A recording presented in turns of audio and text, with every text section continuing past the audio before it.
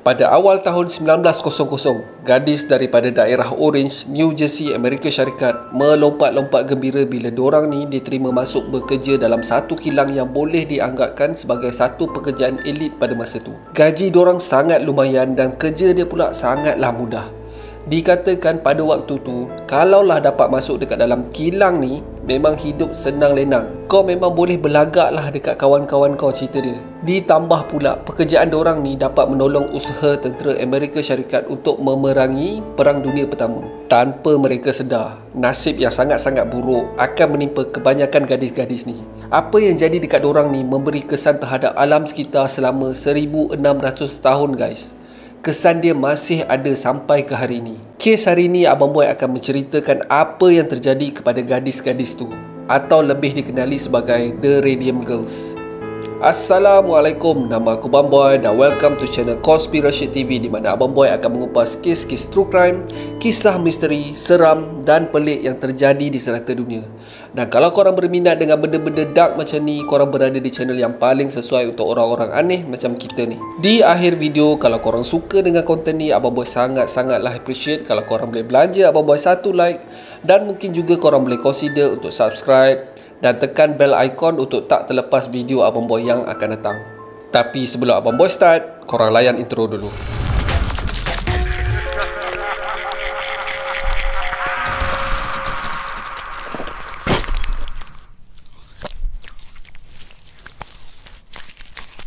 Okey, sebelum Abang Boy cerita pasal nasib gadis-gadis ni, Abang Boy cerita dulu apa benda radium ni. Pada tahun 1886, seorang saintis bernama Henry Becquerel telah menemui satu mineral yang hidup dan memancarkan sinaran radioaktif. Elemen ni dikenali sebagai uranium. Kerja uji kaji beliau telah disambungi oleh dua orang lagi saintis France yang bernama Pierre and Marie Curie, dan later telah menemui dua lagi elemen yang lagi padu daripada uranium, iaitu polonium, dan lagi satu adalah radium. Dorang berdua lah yang mula-mula menggunakan ayat radioaktif ni. Akan tetapi pada masa tu tak banyak yang diketahui pasal radioaktif ni, seperti apa sebenarnya tindak balas radioaktif ni kepada manusia dan sebagainya, especially radium. Apa yang menarik pasal radium ni adalah bahan ni memancarkan sinaran kehijauan. So disebabkan benda ni, banyak syarikat-syarikat penggali mineral radium ni mempelbagaikan aplikasi bahan ni. Bahkan syarikat ni membayar pakar-pakar perubatan dan saintis pada masa tu untuk promote benda ni sebagai satu bahan yang baik untuk kesihatan. Serius weh, tak tipu. Dorang letak radium ni kat ubat gigi tau. Tak cukup dengan tu, dorang letak benda ni dekat produk kecantikan seperti krim muka, gula-gula pun ada, suplemen kesihatan, vitamin, air tonik dan banyak lagi. Dorang menjanjikan yang radium ni boleh memberikan tenaga, menghilangkan lenguh-lenguh badan dan menjadikan kulit nampak lebih muda. Korang kena ingat, zaman ni apa saja info yang keluar TV, apa saja yang radio cakap, ataupun apa yang dorang baca dekat surat khabar, itulah yang dorang akan percaya. Percaya tak kalau Abang Boy cakap pada suatu ketika dahulu, doktor sendiri pernah promote yang merokok ni adalah baik untuk kesihatan? Serius weh, korang boleh google benda ni. Okay, back to the story. Pada masa ni, bahan yang mengandungi radium ni boleh dikatakan produk paling viral pada masa tu. Semua orang nak beli, semua orang nak pakai. Kalau letak dekat dalam energy drink, itulah orang akan minum. Letak je dekat atas rak tu, semua habis. Tapi satu syarikat pelubungan radium yang bernama US Radium Corporation telah jumpa kegunaan lain untuk radium ni. Disebabkan radium ni bersinar dalam gelap, mereka pelik dengar bunyinya. Mereka invent satu formula cat yang diperbuat daripada radium ni, dan cat tu boleh glow in the dark. Dan dorang gelarkan cat ni sebagai undark. Dan dengan benda ni, dorang propose dekat kerajaan US yang pada masa tu tengah sibuk Perang Dunia Pertama.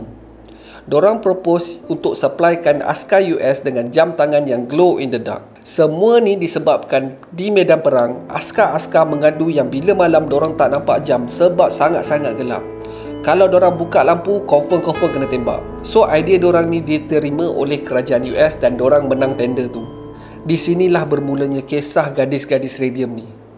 Panjang explanation aku sebelum start. So, description kerja gadis-gadis ni adalah sebenarnya mengecat permukaan jam tu dengan cat undark ni. Nama jawatan ni adalah dial painters. Syarikat percaya yang gadis mempunyai tangan-tangan yang halus membolehkan dorang mengecat permukaan jam tu dengan teliti. Syarikat US Radium Corp menggajikan seramai 300 orang gadis-gadis muda. Ada yang semuda 11 tahun. Dorang diperlukan untuk mengecat sebanyak 250 permukaan jam sehari, bekerja selama 5,5 hari seminggu, dan mereka akan dibayar sebanyak 20 USD seminggu. So kalau kita convert duit tu kepada sekarang ni, dia lebih kurang bersamaan dengan 300 USD kot. Itu seminggu, mat. Ini adalah peluang untuk gadis-gadis yang rata-ratanya datang daripada keluarga miskin untuk hidup senang lenang. So teknik yang diorang gunakan untuk mengecap jam tangan ni dipanggil lip, dip and paint. Dorang kena basahkan berus kecil tu dengan mulut dorang untuk tajamkan muncung berus tu. Lepas tu dorang masukkan berus tu dekat dalam cat dan dorang akan paint dekat atas permukaan jam tu. So basically dorang masukkan cat yang mengandungi radium tu dekat dalam mulut dorang. Management memberi kepastian yang teknik ni selamat sebab pada masa tu radium digambarkan sebagai bahan kesihatan. So dalam fikiran perempuan ni pun seperti dorang memakan vitamin. Lebih kurang lah. Gila betul. Rata-rata perempuan ni memang selesa sangat dengan radium, padahal benda tu bahaya tau. Ramai perempuan-perempuan ni yang akan dress up cantik-cantik untuk datang kerja sebab later dorang akan pergi ke bar sebab dorang akan dilihat glowing in the dark sepanjang malam. Pada waktu rehat, mereka akan merenjis cat-cat ni dekat rambut, dekat baju, dekat kuku jari dan ada yang sampai letakkan cat ni dekat gigi dorang guys. Pada mata syarikat, perempuan-perempuan ni hanya digunakan untuk dorang buat duit je. Dorang langsung tak peduli pun nasib perempuan-perempuan ni. Sebabnya, manager kilang ni, para saintis atau pekerja-pekerja lain semua pakai full suit tau, dengan topeng gas, dengan siap PPE hanya untuk handle bahan ni. Sebab dorang tahu yang radium ni adalah bahan berbahaya, tetapi dorang kencing dekat staf-staf perempuan yang benda ni ada selamat. Kau rasa? Ia mengambil masa bertahun sebelum gadis-gadis ni mula mengalami pelbagai masalah kesihatan. Mula-mula dorang merasakan diri dorang letih, lenguh-lenguh satu badan, dan kemudiannya gusi dorang mula berdarah, gigi mula mereput dan rahang dorang mula bernanah. Ada pula yang mengalami keguguran dan penyakit kanser banyak sangat dialami dorang ni. Dan ada yang sampai tak boleh berjalan disebabkan tulang mereka mereput. Even benda simple macam berjalan pun tulang dorang boleh patah guys. Wanita pertama yang mengalami penyakit pelik ni adalah Emilia Maggia. Semua bermula pada bulan Januari 1922. Mula-mula dia hanya sakit gigi je. Tak lama kemudian kebanyakan gigi Emilia tertanggal guys. Tertanggal dan mereput. Ngeri siut. Pada bulan Mei tahun tu juga, dia memang kelihatan sangat-sangat lemah sehingga kan manager kilang menyuruh Emilia untuk balik dan rest di rumah. Bila Emilia ni pergi jumpa doktor mengatakan Emilia ni penat sebab terlalu banyak bekerja dan memberikan Emilia ni aspirin. Macam Panadol tu lah. Padahal syarikat tu sebenarnya dalam senyap-senyap membayar doktor-doktor ni untuk menutup mulut pasal masalah kesihatan sebenar yang dialami Emilia. Emilia mengalami kesakitan yang amat sangat di bahagian rahang dia, sehingga kan gusi Emilia berdarah dan bernanah. So bila dia pergi jumpa dentist pula, dentist tu cuba untuk cabut gigi Emilia yang dah reput dekat dalam mulut Emilia tu. Korang tahu apa nak jadi? Tarik punya tarik, gigi tu tercabut bersama-sama dengan cebisan tulang rahang Emilia guys. Gila betul. Sampai rahang boleh tercabut tu. Emilia adalah mangsa pertama yang mati akibat keracunan radium. Tahun-tahun kemudian, 9 lagi gadis meninggal akibat simptom yang seakan-akan sama dengan Emilia. Pada masa ni, budak-budak perempuan ni dah mula desperate, memerlukan penjelasan apa sebenarnya penyakit yang dorang alami. Bila dorang pergi jumpa doktor, semua doktor mengatakan dorang ni sebenarnya tak sakit dan dorang hanya diberikan aspirin dan disuruh pulang. Dan yang paling teruk, ada doktor yang diagnose penyakit gadis ni sebagai penyakit sifilis. Pada masa ni, ubat penicillin belum lagi ditemui untuk merawat penyakit sifilis ni. Power betul syarikat ni. Semua doktor-doktor ni dibayar untuk tutup mulut. Cover baik doh. Mesti korang tertanya-tanya, apa sebenarnya kesan radium ni pada tubuh badan kita? Okey, Abang Boy bagi tahu disclaimer siap-siap, Abang Boy bukan saintis. So yang Abang Boy akan cuba terang ni apa benda yang Abang Boy dah research. Kalau salah minta tolong betulkan ya. So apa benda yang Abang Boy dapat tahu, struktur bahan radium ni adalah sama dengan kalsium. So bila kita consume radium ni, badan kita akan bertindak seperti kalsium juga. Ada yang badan kita metabolize, ada yang untuk pembinaan tisu dan otot, tetapi kebanyakan digunakan untuk pembinaan tulang. Akan tetapi, radium ni bukan menguatkan tulang tau. Dia menghakiskan tulang. Dia mematikan sel-sel tulang. Sampaikan tulang kita boleh jadi lubang-lubang tau. Even selepas buat bedah siasat pada salah seorang gadis radium ni, Tulang dia dikatakan glow in the dark, Mat. Menurut saintis yang discover radium ni, radium mempunyai jangka hayat selama 1600 tahun. So boleh dikatakan tulang-tulang masa radium tu masih lagi bersinar kehijauan sehingga ke hari ini.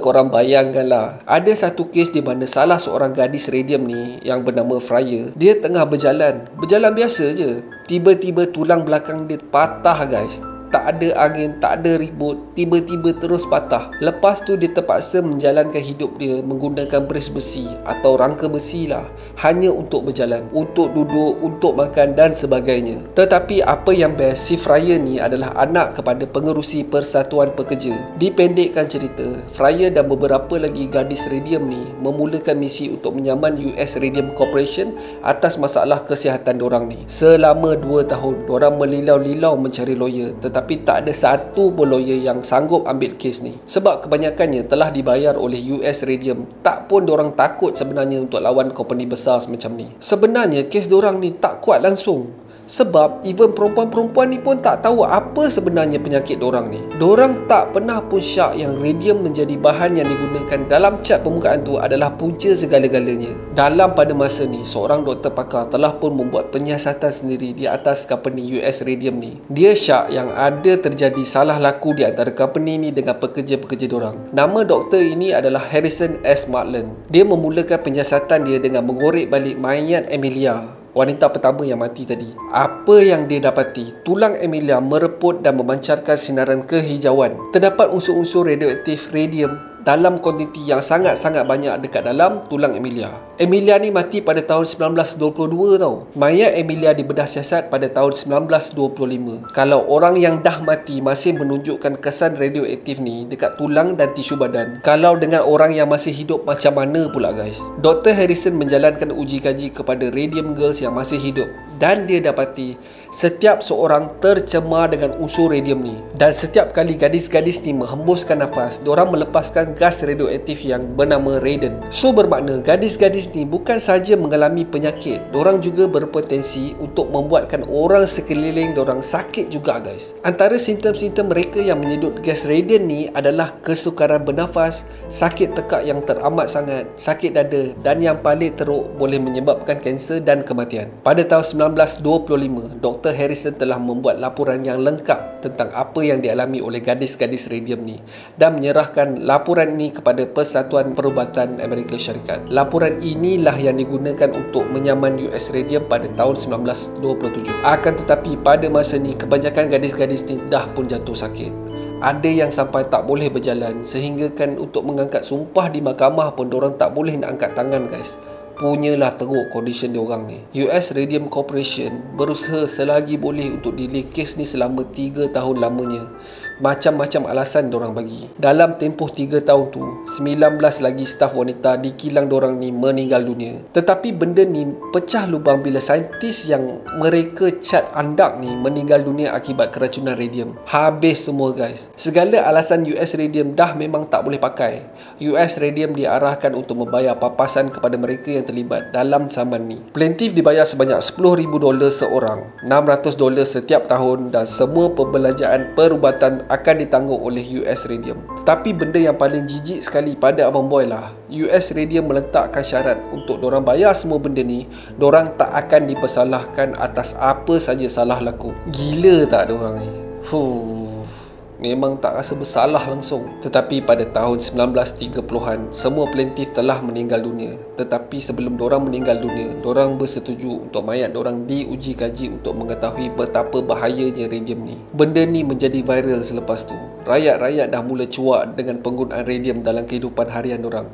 Lama kelamaan, company-company besar yang mengeluarkan produk-produk yang berasaskan radium ni gulung tikar, dan kerajaan dengan bantuan para saintis mengeluarkan SOP yang sangat-sangat ketat untuk handle bahan radioaktif ni. US Radium jatuh bankrupt pada tahun 1940-an. Akan tetapi tapak kilang dia sampai ke hari ini masih tercemar dengan unsur radioaktif. Tapak kilang tu sekarang ni dalam proses pembersihan dan mungkin proses ni akan mengambil masa bertahun-tahun. Banyak yang kita boleh belajar daripada kisah Radium Girls ni.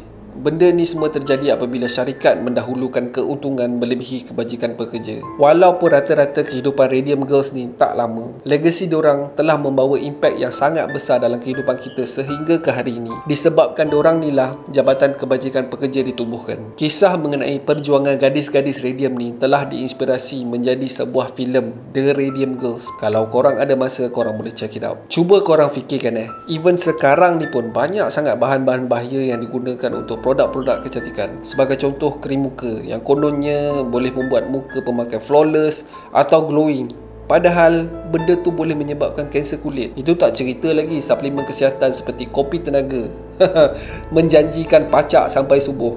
Gila kau. Kebanyakannya mengandungi bahan sildenafil yang memberikan kesan buruk pada jantung. Dan yang paling banyak abang boy tengok sekarang ni adalah suplemen kurus yang rata-rata mengandungi orlistat yang boleh membuatkan gangguan pencernaan. Ada juga fentamin yang boleh membuatkan pengguna mengalami masalah sesak nafas dan tekanan darah tinggi dan lain-lain lah. Tapi masih lagi ramai mengguna dan percayakan produk-produk macam ni. Serius lah, pada abang boy, kalau korang nak kurus, bersenam lah bye. Kau malas pasal apa? Apa-apa pun, apa mendapat korang? Boleh kasih komen dekat bawah. So that's it for today guys. Terima kasih sebab tengok video abang boy sampai habis. Dan kalau korang suka dengan video kali ni, abang boy sangat-sangat appreciate kalau korang boleh belanja abang boy satu like. Dan mungkin juga korang boleh subscribe dan tekan bell notification button supaya tak terlepas video abang boy yang akan datang. Sokongan korang sangat-sangatlah bermakna untuk content creator kecil macam abang boy ni. Jangan lupa follow TikTok abang boy. Dekat situ abang boy banyak share video-video pendek dan fakta-fakta unik yang tak ada dekat dalam channel ni. Kalau korang ada cadangan untuk topik-topik yang best untuk abang boy cover, boleh kasih komen dekat bawah. So akhir kata, be awesome, stay creepy. Assalamualaikum.